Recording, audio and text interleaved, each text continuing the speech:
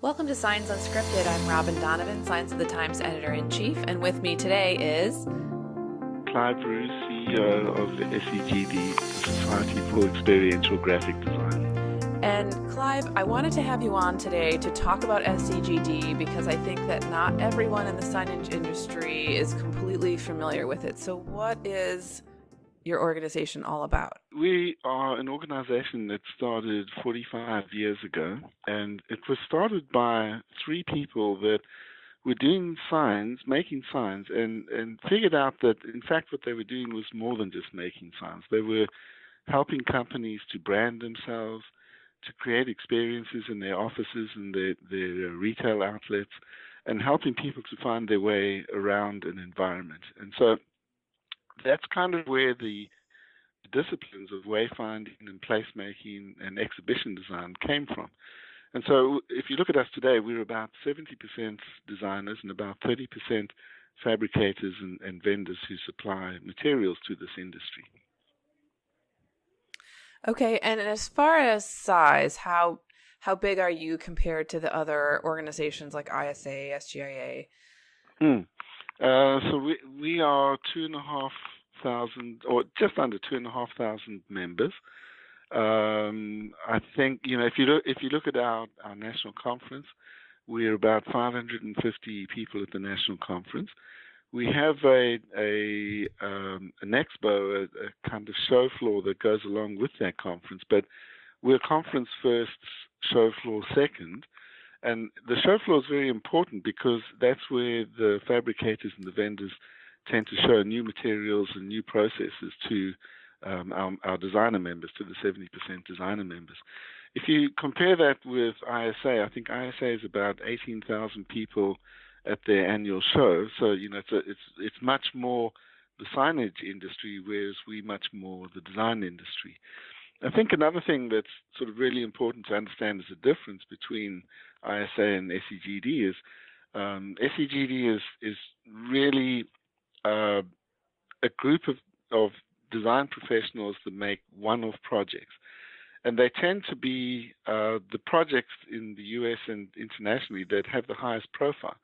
So, for example, things like the National Mall or the New African American Museum or the 9/11 Memorial, they're amazing experience installations, but they're one-off. And so the fit between ISA and SEGD is more or less, if you think about signage as a pyramid, then SEGD is like the cap of the pyramid. It's small, high-profile projects. They really would help a fabricator to put themselves on the map in terms of their craftsmanship. The projects tend to be a little bit higher value, a little bit higher margin than some of the mass manufacturing that might go on at the lower level, where, for example, a signage company is rolling out 9,000 or 12,000 new Walmart signs. So that's kind of the fit between us. We more or less craftsmanship, high margin, low volume signage, and ISA is more or less the mass production, low margin signage. Yeah, that makes sense. I think we're seeing that there's, call it up to 100 national sign companies doing these really, really high volume jobs, and certainly some others who are slightly smaller and also working, between different states and even countries. And we also have a big group of readers and audience members who have, call it 1 to 5 people in their company, a lot of family-owned companies who are doing a lot of single sign projects, or, they're doing something, a group of signs, but not 1,000, 12 or so. So I think I see some overlap there. Can you talk a little bit about where things are going in terms of demand for experiences as opposed to traditional, say, retail or hospitality experiences? I shouldn't use the word experiences twice, but you understand what I'm asking. Yeah, I understand. I think that's probably the most important conversation that we could have, because in the late 90s there were two economists, Pine and Gilmore. I think it's Joe Pine and Joseph Gilmore. Jim Gilmore. I'm sorry, and they wrote a book called The Experience Economy. It's a really fascinating, quick read. It's about 100 pages. But in that book, they said that economies develop first by creating agricultural products and then creating industrial products out of those agricultural products and then creating services around the industrial products. And then finally, their idea was that economy creates experiences. So this is kind of a shift, if you like, from materiality to the intangibles. And we see that over the last 20 years, that prediction is coming true. So the last number I saw was a report last year that said 52 or 54% of millennials would rather buy an experience nowadays than a product or a service. So you can think about the U.S. economy as slowly shifting from a services economy to an experience economy. And so the designer members that we have, their job is to create these experiences, and the way that they do it is by using signage and props and various ways to design the environment. So what we find is that we've doubled in growth from 2012 to today. We've doubled in everything. All of our key indicators are showing that we basically have doubled, and that's because this area of experience is becoming much more important. So can you give a practical example of something that is experience-based rather than product or service-based? Yeah, I think the best one actually is to choose coffee. And I've done quite a bit of work on this. I can give you the numbers. So if you look at Starbucks, for example, the actual sale from Starbucks' actual sales of coffee grinds. So coffee, if you think about coffee beans, that's the agricultural product in coffee, right? Mm-hmm. And then if you take the beans, you roast them and you grind them and you package them into a packet and sell them in your store or in a supermarket, that's the industrial product of coffee, right? Now that industrial product is worth about $0.9 billion to Starbucks annually. That's how much they sell. If you think then about what is the service part of coffee, the service part is like Dunkin' Donuts, right? And Dunkin' Donuts take the grinds, they make coffee for you, and they serve it in the store. If you look at Dunkin' Donuts annual revenue, it's somewhere around $2 billion, right? So it's double the industrial part of coffee, which is the grinds themselves. Okay. And then if you look at the Starbucks model, what they did was they didn't just offer coffee, but they created this third place, this environment, and this experience that you can go and enjoy when you go to their store, which is vastly different to going to a Dunkin' Donuts. People don't tend to hang out in the Dunkin' Donuts in the same way as they do in the Starbucks. So the value of the experience part that Starbucks create, their stores, that's $21 billion. So that's a 20 times increase over. And I think, that coffee example is like the best way to show how more value is being created in the economy through experiences than it is through services and products. Definitely. And so how would the signage needs change when a brand becomes more experiential? What is their signage demand shift to? Yeah.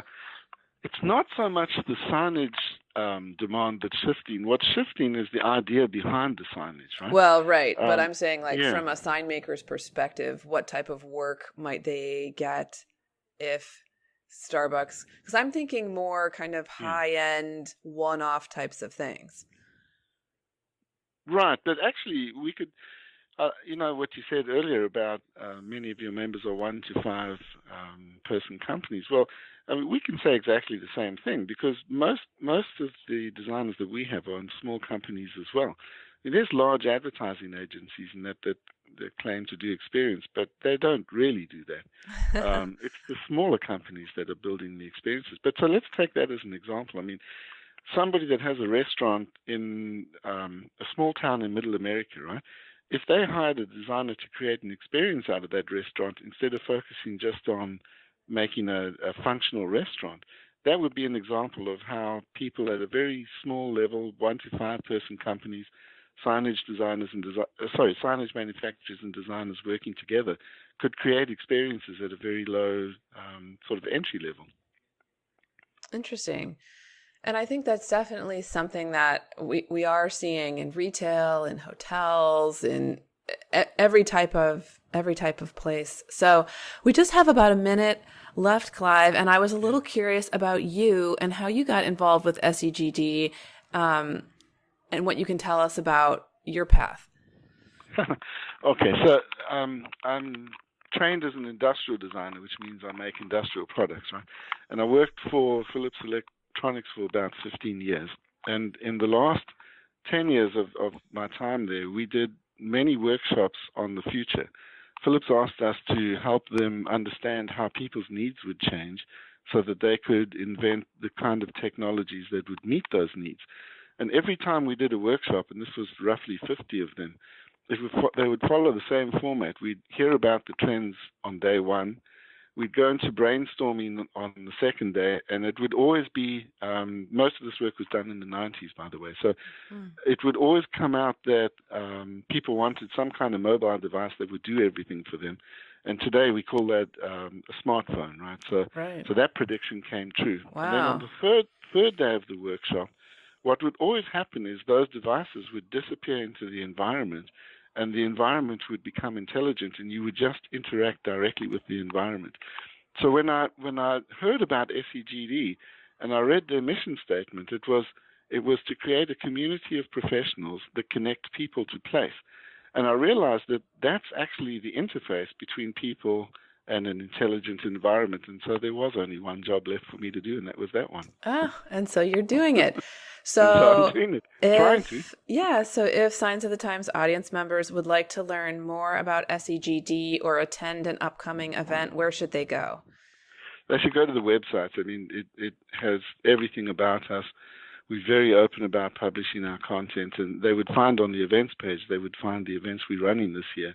And on the Explore page, they would find over 7,000 articles about the field of experiential graphic design. Okay, fantastic. So the site is segd.org, and yes. I think you have your big conference coming up in Austin, June 6th through 8th. Is that right? And believe me, that's going to be an experience. Wonderful. So Clive, thank you so much for joining us today. That's a pleasure, Robin. Thank you. All right.